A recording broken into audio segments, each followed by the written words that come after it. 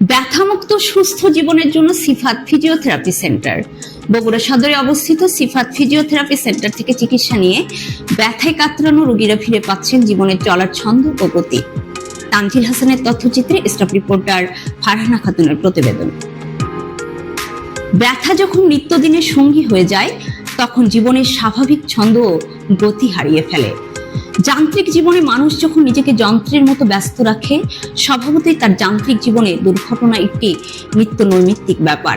তাই মানুষ আক্রান্ত হয় হাড়, জোড়া, মাংসপেশি, নার্ভ টেন্ডন, লিগামেন্ট, বাত ব্যথা, প্যারালাইসিস সহ বিভিন্ন আঘাতজনিত সমস্যায়। এই সকল সমস্যা থেকে পুরোপুরি নিজেকে সুস্থ করতে অবশ্যই ফিজিওথেরাপি চিকিৎসা অপরিহার্য। ফিজিওথেরাপি যেহেতু চিকিৎসা বিজ্ঞানের অঙ্গ, তাই একজন ফিজিওথেরাপিস্টকে জানতে হয় স্বাস্থ্য বিজ্ঞানের প্রায় অনেক বিষয়ে।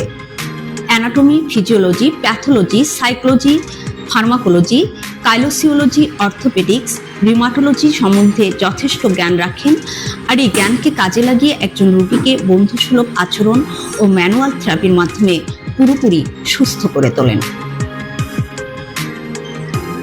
এমনই একজন ফিজিওথেরাপিস্ট হলো বগুড়া সদরের মফিজ পাগলা মোড়ে অবস্থিত সিফাত ফিজিওথেরাপি সেন্টারের ফিজিওথেরাপিস্ট সাদ্দাম হোসেন।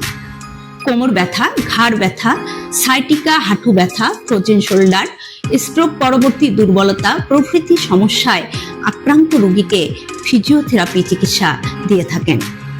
সিফাত ফিজিওথেরাপি সেন্টার থেকে চিকিৎসা নিয়ে প্রায় 70% রোগী ব্যথামুক্ত হয়ে কর্মক্ষম জীবনে ফিরছেন। কোমর ব্যথার রোগীরা বেশি ছুটে আসছেন এই ফিজিওথেরাপি সেন্টারে। প্রথম দিন আমি মনে করেন যে আমার কাছে আসলাম ফিজিওথেরাপি নেওয়ার জন্য করে। আমি ওই সিগারের দোকান থেকে এখানে আমার 20 থেকে 25 মিনিট সময় লাগছে আপনার আসতে।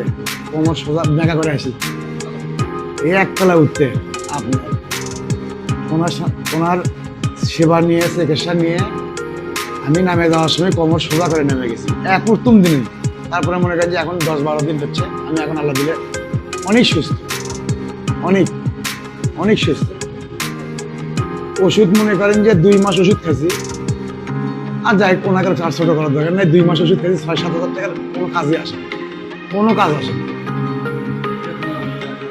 এখন আমি সুস্থ। সিফাত ফিজিওথেরাপির চিকিৎসা নিয়ে এখন আমি সুস্থ। আধুনিক যন্ত্রপাতির উপর নির্ভরশীলতা নয়, সম্পূর্ণ ম্যানুয়াল ফিজিওথেরাপি দিচ্ছেন সিফাত ফিজিওথেরাপি সেন্টারের ফিজিওথেরাপি বিশেষজ্ঞ সাদ্দাম হোসেন। ফলে কোনো পার্শ্ব প্রতিক্রিয়া ছাড়াই রোগীরা দীর্ঘমেয়াদী সুস্থতা লাভ করছেন।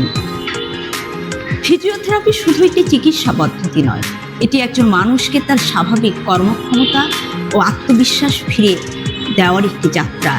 আমাদের লক্ষ্য শুধু ব্যথা কমানো নয়, বরং রোগীকে স্বাভাবিক ও কর্মক্ষম জীবনে ফিরিয়ে আনা। এমনই প্রত্যয় সিফাত ফিজিওথেরাপি সেন্টারে।